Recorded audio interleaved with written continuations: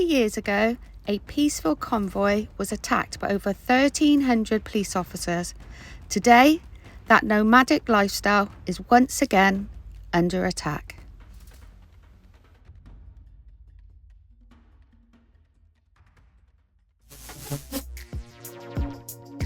Welcome to the rebellion. We are Billie and Steve, and in 2022, we broke free from the shackles of society to embrace true freedom. No rent, no bosses, no pointless 9 to 5, just the open road, a life on our terms, and a big middle finger to the system.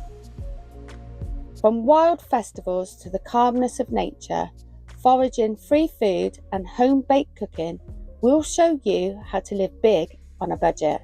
No fake Instagram van life here, just the raw, unfiltered truth of full-time van living in the UK. So if you're tired of the rat race and ready to rewrite the rules, jump in. This is anti-society, pro-freedom and living the best life on our terms. So hey guys, welcome back to the Non-Lost Souls. Today's video is deeply personal and a bit powerful, so we're going back 40 years to one of the most shocking incidents in modern British history, the Battle of the Beanfields.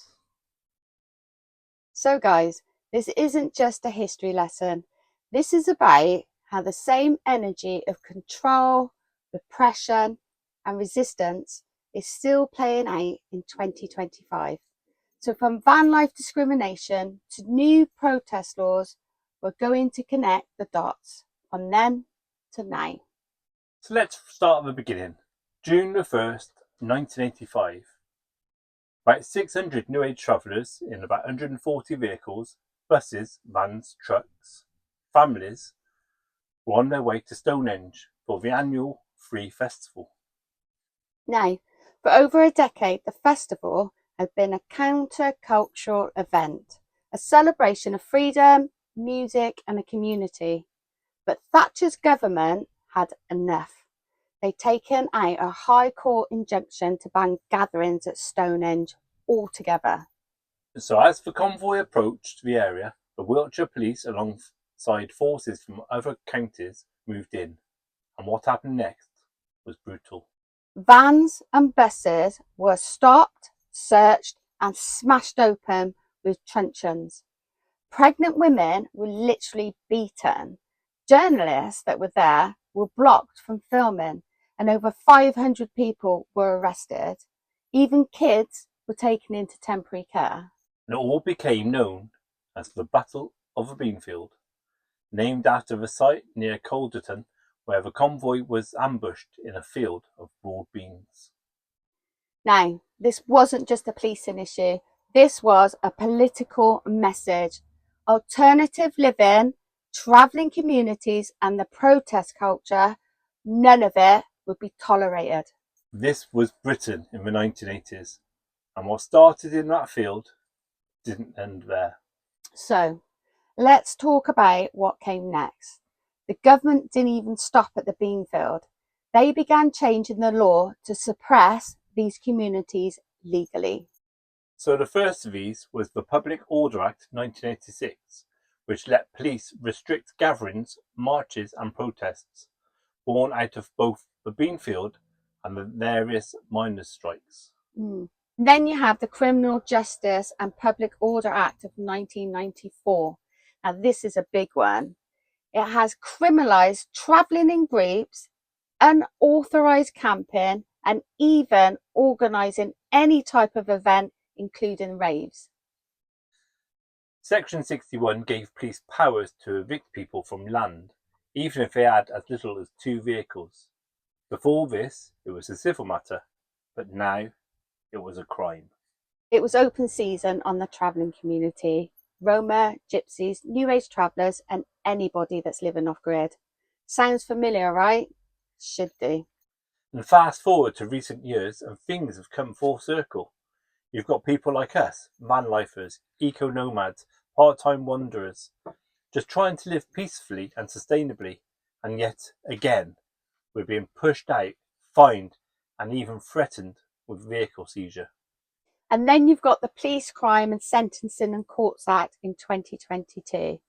Now, this was made residing on land without consent in a vehicle a criminal offence. Police now have the powers to confiscate your van, your home. Doesn't matter if you've got nowhere else to go. They don't care. Now, this law has especially hit Gypsy, Roma and the travelling community, but also it's now hitting the van dwellers and nomads. So if you live in a van like we do, you're probably seeing more signs. No overnight parking, no sleeping in vehicles, police checks, council evictions. This is 1985 again, but instead of the batons and Beanfields, it's court summonses and council bylaws. Now you've got the Public Order Act of 2023 and protest crackdowns.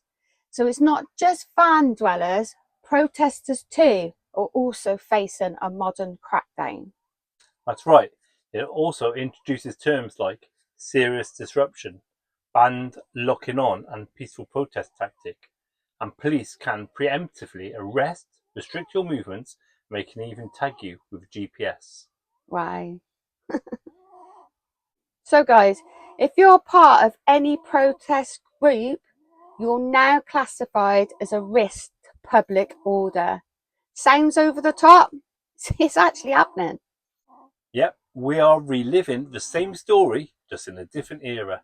This time, the truncheons are legal documents, the barriers are bylaws, the beatings are bureaucratic, but the intention, still control, still silence, and still exclusion.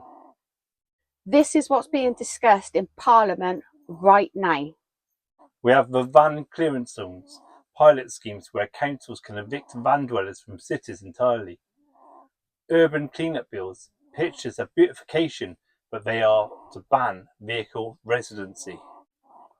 Remote surveillance laws, tracking known activists' movements, and disruptive behaviour orders like modern ASPOs for the protesters.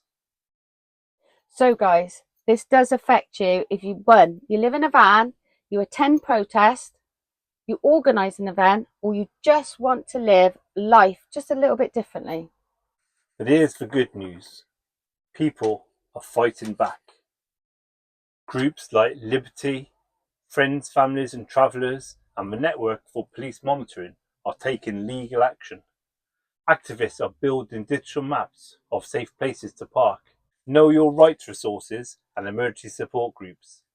And content creators like us, and maybe like you, are using platforms like YouTube to keep this story alive.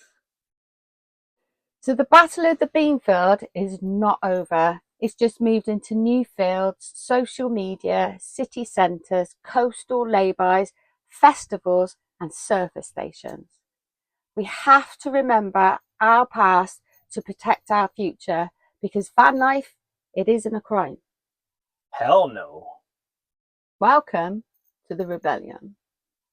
So earlier this year, we were part of the peaceful protests in Morecambe after van dwellers were unfairly targeted by PSPOs and media headlines. And that led to the birth of the Facebook group The Nomadic Lifestyle, a hub for full-time van lifers, weekend warriors, road roamers to support each other, challenge councils and share news about other restrictions. And from that, we've gone on to a vanlifefreedom.org website where you can get all the information you require. You can get documents, so you can print off PDF forms to send off to your local councils, and all things like that are on that page. And it's a good support network, so go and check it out. I'll try and leave links in the description. Yeah, guys, all I got to say about it is you need to research the law of the road. So when someone comes knocking on your door, you know exactly what to say and how to behave. Exactly. Yeah, so we're going to leave that here. So don't forget, drop us a comment if you've been faced with eviction or discrimination. If you were at the Battle of the Beanfields in 1985, if you were at things like that before and you've been faced with the difficulties, share your story. Share our story, your story with us. Yeah. So I think we're going to leave that one here. So thanks for watching, and until next time, stay wild, stay free, stay non lost, and safe travels.